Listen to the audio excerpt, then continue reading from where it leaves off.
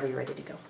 Another problem with physician-assisted suicide is, let's say somebody has the opportunity and they sign a death request saying that if they're in uncritical condition or in a horrible condition, that they just want to die. But as Andre and Vasquez in paragraph 6 says, let's say their condition is in bad shape, but they decide to change their mind halfway through it after signing the death request. But because of their condition, they aren't able to express their opinions, and maybe they still would like to live afterwards.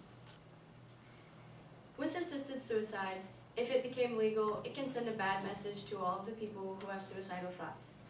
One of these messages that Bauk and O'Bannon stated in paragraph 5 is, the suicidal person can think, well, your life is not worth much anyways, so what's the point of living? Or, if you die, it's not our problem, it's your own problem, and you won't be missed. Even after looking at the facts of physician-assisted suicide, some people still disagree and believe that it should be made legal. With physician-assisted suicide, many arguments are surfaced in this world. Well, one of them is, if someone asks to have physician-assisted suicide, should their request not be respected? Which Barbuzzi says on page 18 in his book. Another argument is, well, there's the Human Duty Act, which is to relieve pain from a suffering person or human being. Andre and Vasquez says this in paragraph 2. A doctor, Dr. William Shope, says physician-assisted suicide is providing health care for ill patients who can't do much about their disease, which is in page 17 on Barbuzzi. After putting aside arguments, it is time to help and take action for all those who are in need of it. Hope is not lost. There are many ways to overcome such feelings and prevent suicide. One of these ways is pain remedies, which Tata in paragraph 10 states. There are many medicines that can help you relieve your pain for the time being.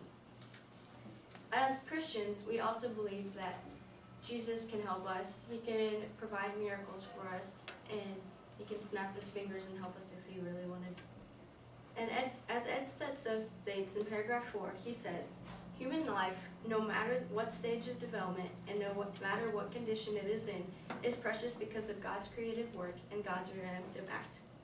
Therefore, take action. But suicidal people are having a cry for help, and they want you to listen and hear them, which can be found on 115 through 16. Also, stay mindful if you're ever talking to a suicidal person. You don't know how bad it can be sometimes, which can be found on 116. And respond in a helpful way, whether that getting a doctor or getting a psychologist for them on 119. Don't forget to interpret the communication. Some people don't interpret the communication correctly, or the suicidal person is trying to hide it from the world. Take hints. Be helpful. That can be found on 119. Murder is any act of taking somebody's life or harming them.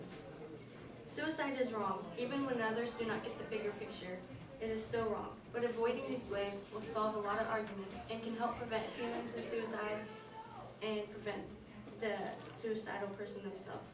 By committing suicide, you're not only hurting yourself, you're not only hurting the patient, but the physician is also hurting them. Thank you. Thank you very much.